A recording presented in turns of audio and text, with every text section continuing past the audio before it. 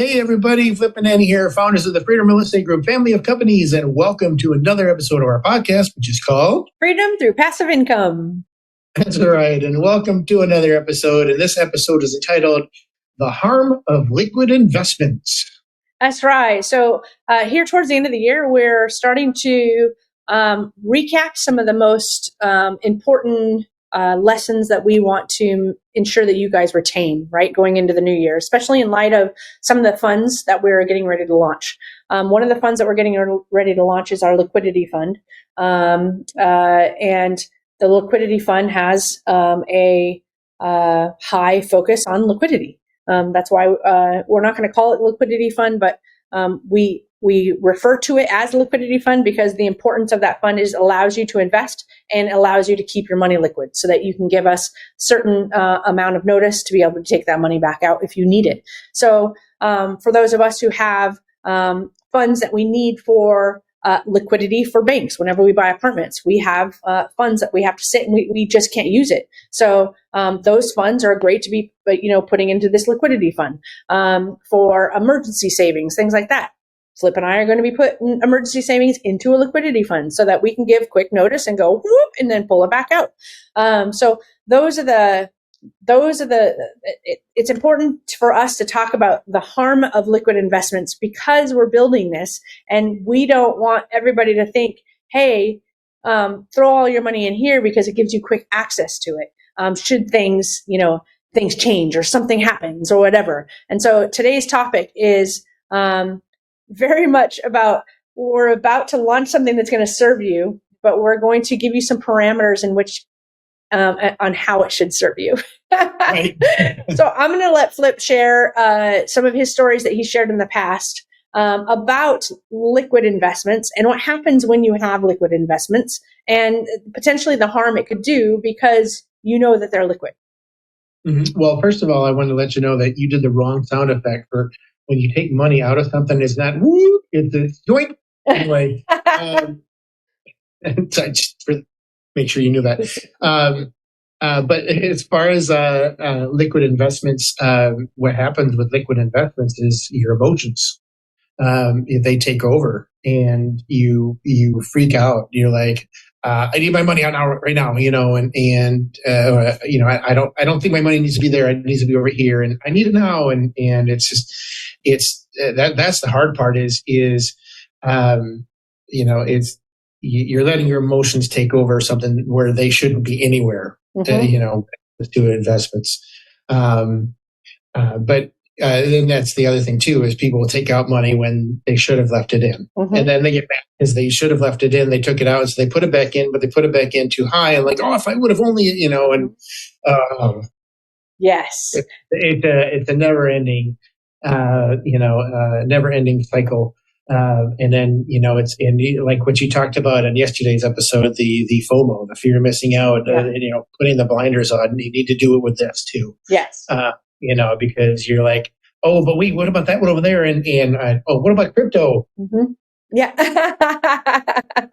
For those of you not watching and for those of you listening, that was me with wide eyes going, no. And all you're doing is you're just damaging yourself. You're damaging your investments. You're damaging, what you possibly your retirement. Yeah. And so that's the downside. Yeah, absolutely. So there's been studies done about people who invest emotionally and always invest. And because the stock market is what a lot of people know, like it's the big thing that people know. Very few. I'll just say very few people know about alternative investments like real estate, that you can invest with real estate. It is illiquid. It's illiquid for a reason, right?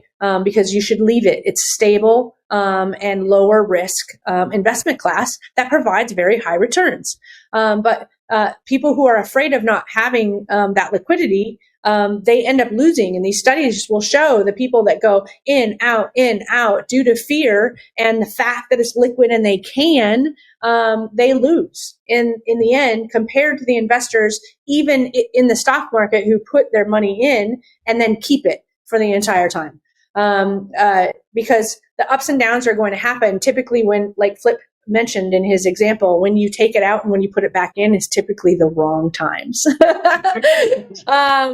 So I think it's really, really important that everybody just nails into their psyche that it is for the success of your future, or for your future success, it is important that you create buckets in your investments. So we talk about buckets all the time when we're figuring out our expenses. You've got your expenses bucket for your family. You've got your vacation bucket. You've got your whatever, I'm going to call it a flippy bucket because he likes to buy stuff. Bucket. Lots of buckets, right? For you personally, one of them for you as a family should be an investment bucket. And in that investment bucket should be smaller buckets. And there should be, what do I want to have liquid for whatever reason, right? What do I want to have long term? What do I want to have in high risk? And we've talked about this in previous episodes about those buckets and how we've kind of portioned them off. I think 40-40-20 was something that we learned from Dan Fleshman. And so 20% of our investment is for the, home runs. It probably won't work, but we have fun taking 20%, and we feel like we can afford to take 20% and throw it at the home runs and see if it works. And if it does, woohoo. And if it doesn't, who cares? Because we have 40% in a very safe bucket. We have 40% into a medium, a risk bucket, which you're going to have to go back to the episode to learn more. But that 40% safe bucket is more of our businesses because we're involved. We know how safe that is if we are in control of it. The secondary medium risk is real estate, and real estate is only like medium risk. I say that because it's the highest return I can get with the safest amount of dependability, reliability, lowest amount of risk possible for that particular return. But we can't predict the market, right? The market's going to change, but that bucket is long term. We're not planning to take it out, so we can endure a market shift and this potential recession that might come, this inflationary environment, higher interest environment. Does it change the way we buy? It absolutely changes the way we buy. It doesn't change the fact that our investments are in things that we want them to stay in, because this market will change and there will be a time in which we sell those assets, and we will sell them according to the market when it is the right time. And I think it's really important that you divide those buckets, and this is my long-term investing. This, I don't care if it's in there for 6 years or 10 years or 20 years, whatever it is, depending on where you are in life and when you want that eventual capital back. Because honestly, a lot of what we invest in, Flip and I, it's going down to our family or teams anyway, right? Most of the multifamily assets are going down to our team because we're buying and investing within the framework of the company. And we're using life insurance and personal assets that would go to our family. So you need to think about that and just stop playing the liquid game of, I don't know what's going to happen and I'm too scared. Look at history. Things happen, markets change. But in the end, markets go like it's a roller coaster. There will be, if it goes down, it's going to come back up and it will go back down. And if you understand that cycle, you can invest confidently and, preserve and grow your wealth way better than you could when you allow your emotions to be in control. Right. Unless you invest in crypto, it just goes down. But it doesn't go back up. No, we don't know that yet. We haven't invested in it long enough. That's why I keep on telling you, leave it alone. Well, there's only a way for it to go at this point. So leaving it alone. Well, we hope you enjoyed this episode. Make sure you're heading on over to our website, freedomcapitalinvestments.com, to join the Investor Club.